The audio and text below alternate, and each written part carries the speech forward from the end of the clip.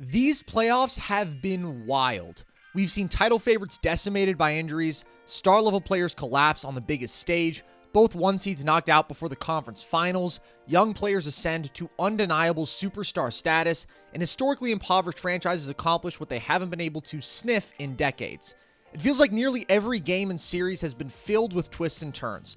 But amidst all that mayhem, one guy has been shockingly consistent and crucial to his team's success: Reggie Jackson. Really didn't think I'd ever be saying that.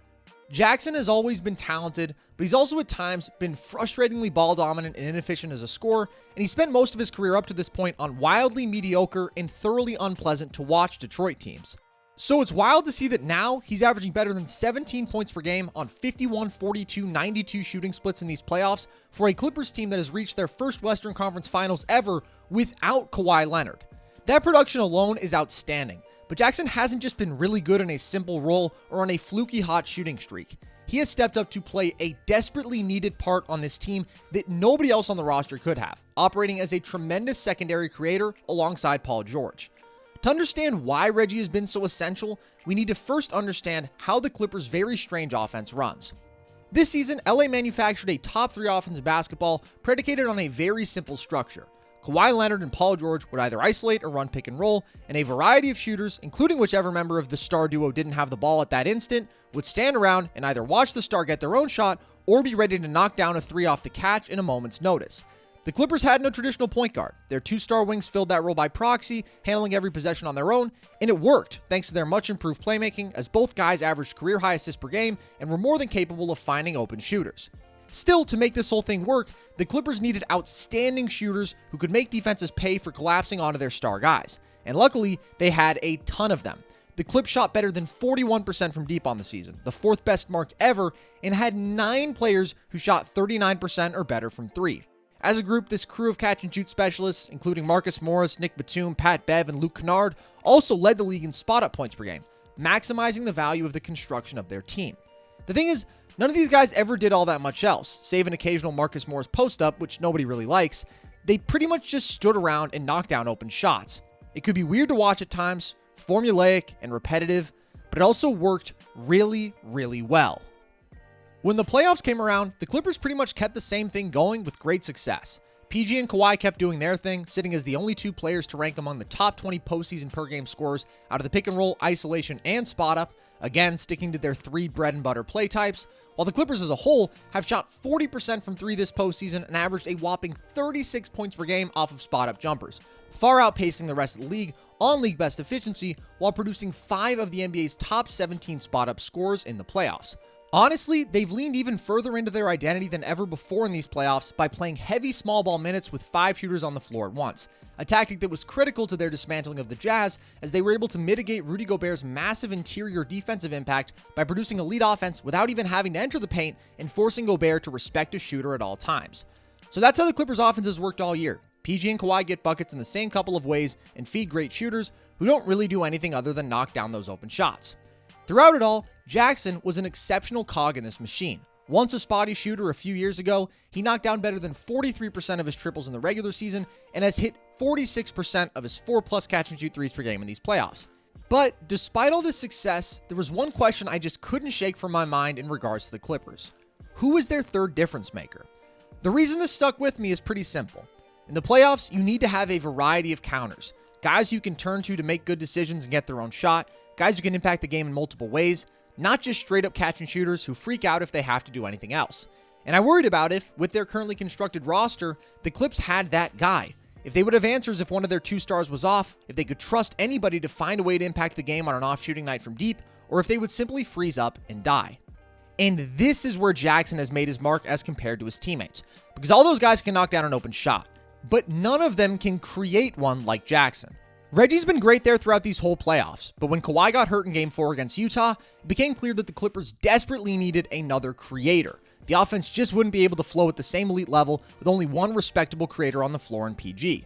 And Reggie stepped up to the task, posting 49 points and 13 assists in LA's Games 5 and 6 victories, and then again delivered with 24 points in Game 1 against the Suns, even in a defeat.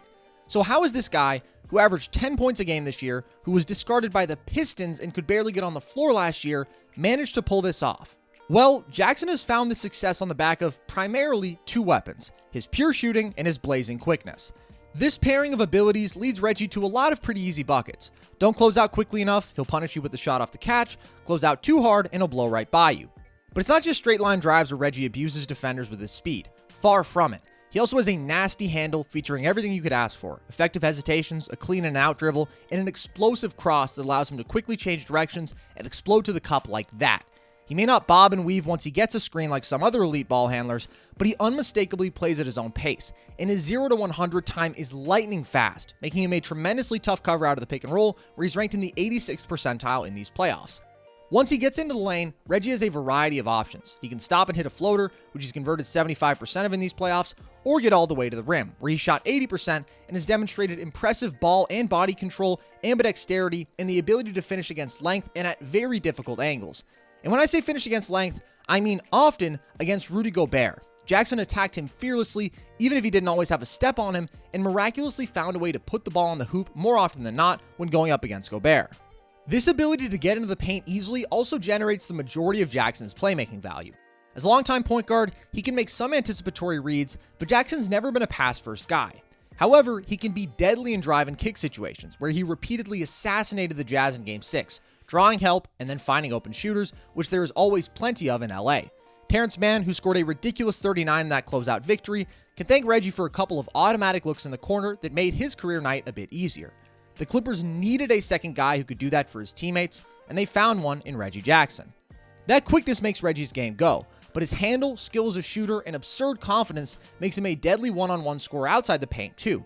Reggie believes in his ability to carve out tough buckets, and his belief has been validated in these playoffs, as he's ranked in the 75th percentile as an isolation scorer. He'll cross into a mid-range pull-up or step back and knock one down, and he's made an absurd 59% of his shots from mid-range in the playoffs. And of course, those same shot-making tools make him a one-on-one weapon from deep as well. So, in Reggie Jackson, you're looking at a guy who is crazy valuable off the ball as one of the best pure shooters in basketball, who can kill you out of the pick and roll or isolation on all three levels, and who can find the guys around him when the opportunity is there. That sounds like a star-level player, doesn't it? And if you want to take it further, how about this?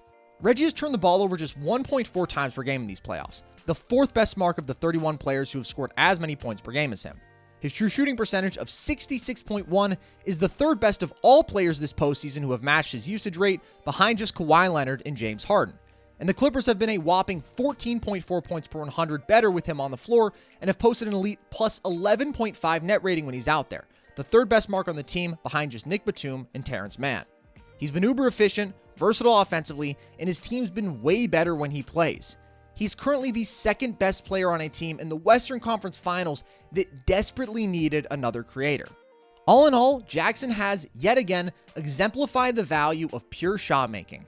Guys who can create and make big shots in the playoffs just matter so much when you're trying to win it all. Teams who lack multiple creators fall short. Why did the Hawks upset the Sixers? They had more creators and shot makers. Why can't the Mavs, despite Luka's infinite brilliance, get past the first round? They don't have enough creators. The Clippers had a chance to fall into that pit when Kawhi got hurt, or even just throughout these playoffs as a whole, and they didn't. Reggie Jackson is the reason for that. Maybe he falls off in the rest of these playoffs, but I'm not going to bet on it right now. Now, there is still the occasional possession when I question if he's doing too much, but really, it has to be him attacking, because I definitely don't trust anybody else. If Chris Paul plays and Kawhi doesn't, the Clippers are probably just outmatched talent-wise versus the Suns. But until CP returns, Reggie has the tools to get buckets and create good looks for LA's lethal shooters, and as long as he's doing that, things can remain interesting.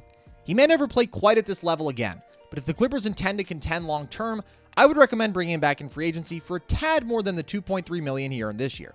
But hey, that's just me. Either way, for now, let's all just appreciate the magic of another wild story in a wild postseason, and give props to a guy who kept his team's season alive when all the ingredients were there for it to die on the spot.